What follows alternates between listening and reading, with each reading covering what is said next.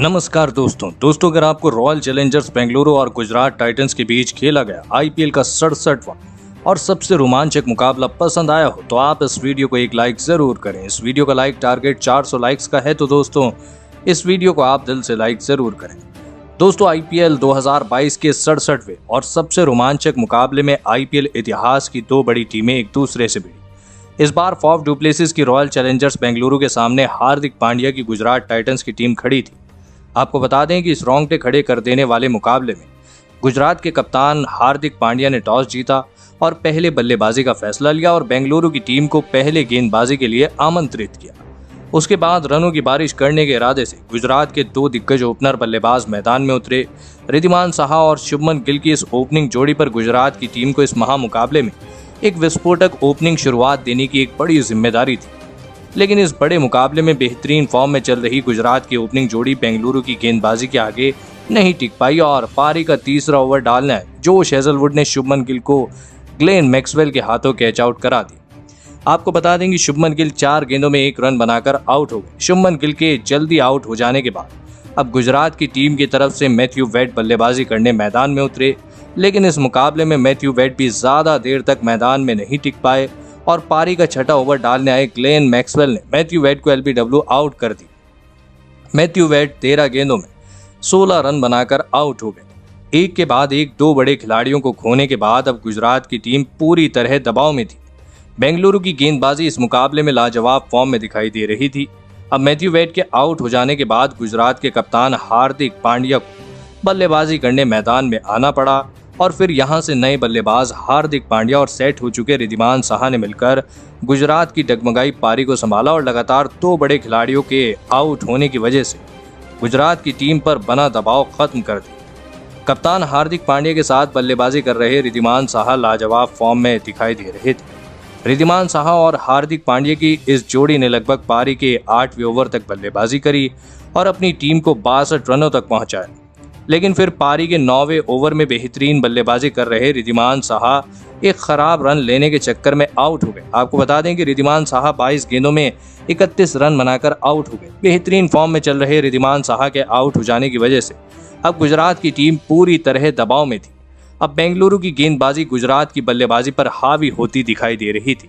लेकिन अब गुजरात की टीम की तरफ से डेविड मिलर बल्लेबाजी करने मैदान में उतरे और फिर यहां से डेविड मिलर ने सेट हो चुके कप्तान हार्दिक पांड्या के साथ मिलकर फिर से एक अहम मौके पर गुजरात के लिए एक मजबूत साझेदारी बनाना शुरू कर दिया। जी हां दोस्तों, आपको बता दें कि डेविड मिलर और हार्दिक पांड्या ने अपने इस साझेदारी की शुरुआत धीमी करी, लेकिन आंखें सेट हो जाने के बाद इन दोनों ने भी अपने हाथ खोलना शुरू कर दिए। खास करके दोस्तों गुजरात के कप्तान हार्दिक पांड्या इस मुकाबले में लाजवाब फॉर्म में दिखाई दे रहे थे।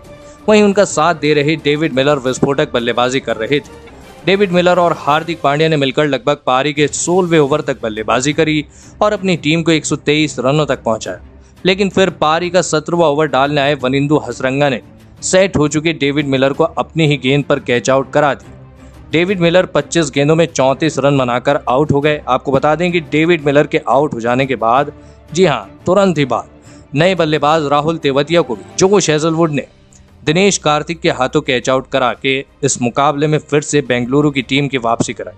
अब गुजरात की टीम को अंतिम ओवरों में एक बड़े लक्ष्य तक पहुंचाने की पूरी जिम्मेदारी कप्तान हार्दिक पांड्या के कंधों पर आ चुकी थी। लेकिन इन अंत के ओवरों में हार्दिक पांड्या को साथ मिला राशिद खान का और इन दोनों ने मिलकर आखिर के ओवरों में लाजवाब बल्लेबाजी करके दिखाई। इसी बीच गुजरात के कप्तान हार्दिक पांड्या ने अपना अर्धशतक भी पूरा किया। और हार्दिक पांड्या और राशिद खान की इसी विस्फोटक बल्लेबाजी की बदौलत गुजरात की टीम 168 रनों का विशाल लक्ष्य बेंगलुरु की टीम के आगे रख पाई। उसके बाद गुजरात से मिले 169 रनों के विशाल लक्ष्य का पीछा करने बेंगलुरु के 2 दिग्गज ओपनर बल्लेबाज मैदान में उतरे। विराट कोहली और बेंगलुरु के कप्तान फॉफ डू प्लेसिस से इस करो या मरो वाले मुकाबले में बेंगलुरु की टीम को एक विस्फोटक ओपनिंग और बड़ी ओपनिंग शुरुआत की जरूरत थी, क्योंकि बेंगलुरु की टीम को इस मुकाबले को किसी भी हाल में जीतना जरूरी था। तभी जाकर बेंगलुरु की टीम इस प्लेऑफ की दौड़ में जीवित रह पाती और ऐसे महत्वपूर्ण मौके पर बेंगलुरु की टीम के लिए इस बेंगलुरु की ओपनिंग जोड़ी ने लाजवाब बल्लेबाजी करके दिखाई।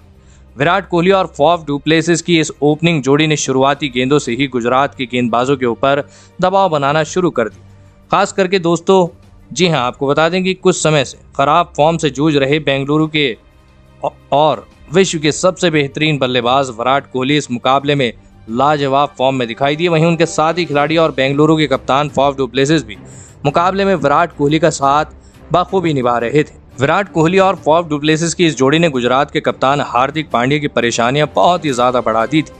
गुजरात की टीम के लिए अब इस समय विराट कोहली सबसे बड़ा खतरा बन चुके थे।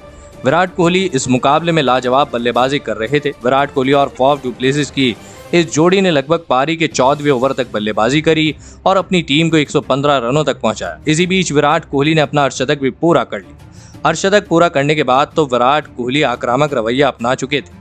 इसी बीच विराट कोहली और फाफ डु प्लेसिस ने अपनी शतकीय साझेदारी भी पूरी कर ली, लेकिन फिर पारी का 15वां ओवर डालने आए राशिद खान ने बेंगलुरु के कप्तान फाफ डु प्लेसिस को हार्दिक पांड्या के हाथों कैच आउट करा दी। फाफ डु प्लेसिस 38 गेंदों में 44 रन बनाकर आउट हो गए। आपको बता दें कि फाफ डु प्लेसिस जैसे बड़े खिलाड़ी के आउट हो जाने के बाद अब बेंगलुरु की टीम की तरफ से ग्लेन मैक्सवेल बल्लेबाजी करने मैदान में आए, लेकिन ग्लेन मैक्सवेल तो इस मुकाबले में एक अलग ही फॉर्म में बल्लेबाजी कर रहे थे। ग्लेन मैक्सवेल ने मैदान में आते ही लगातार चौके छक्के लगाना इस मुकाबले में शुरू कर दिया, जिस वजह से विराट कोहली के ऊपर का दबाव भी अब खत्म हो चुका था। जी हाँ, कम हो चुका था। लेकिन फिर पारी के 17वें ओवर में बेंगलुरु की टीम को एक बड़ा झटका लगा और पारी का 17वां ओवर डालने आए राशिद खान ने सेट हो चुके विराट कोहली को मैथ्यू वेड के हाथों स्टंप आउट कर दिया। जी हाँ, स्टंप आउट करा दिया। विराट कोहली 54 गेंदों में 73 रनों की लाजवाब पारी खेलकर आउट हो गए। विराट कोहली भले ही आउट हो चुके थे, लेकिन उन्होंने अपना काम पूरा कर दिया था। इस मुकाबले में बेंगलुरु की टीम अब गुजरात के गेंदबाजों के आगे मजबूत दिखने लगी थी, लेकिन अब बेंगलुरु की टीम को आखिरी 3 ओवरों में 21 रनों की आवश्यकता थी। अभी भी मुकाबला खत्म नहीं हुआ था।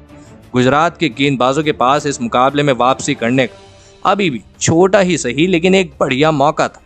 लेकिन जिस तरह की बल्लेबाजी ग्लेन मैक्सवेल इस मुकाबले में कर रहे थे, उनके सामने गुजरात के गेंदबाज भी नहीं टिक पा रहे थे और फिर अंत में ग्लेन मैक्सवेल की इसी विस्फोटक बल्लेबाजी के चलते बेंगलुरु की टीम ने इस मुकाबले में 8 विकेटों से जीत हासिल कर ली। जी हाँ दोस्तों, इस रोमांचक मुकाबले में बेंगलुरु की जीत में सबसे बड़ी भूमिका निभाई विश्व के सबसे बेहतरीन बल्लेबाज विराट कोहली ने। जी हाँ दोस्तों, विराट कोहली से कई मुकाबलों से सभी फैंस को इसी तरह की पारी की उम्मीद थी और विराट कोहली ने एक अहम मौके पर अपने बल्ले से रन बरसाए और बेंगलुरु की टीम को जीत दिला दी। तो दोस्तों, आप विराट कोहली की इस लाजवाब बल्लेबाजी के लिए और मैच जिताओ पारी के लिए उन्हें 10 में से कितना अंक देना चाहेंगे? आप अपनी राय नीचे कमेंट में देना बिल्कुल भी ना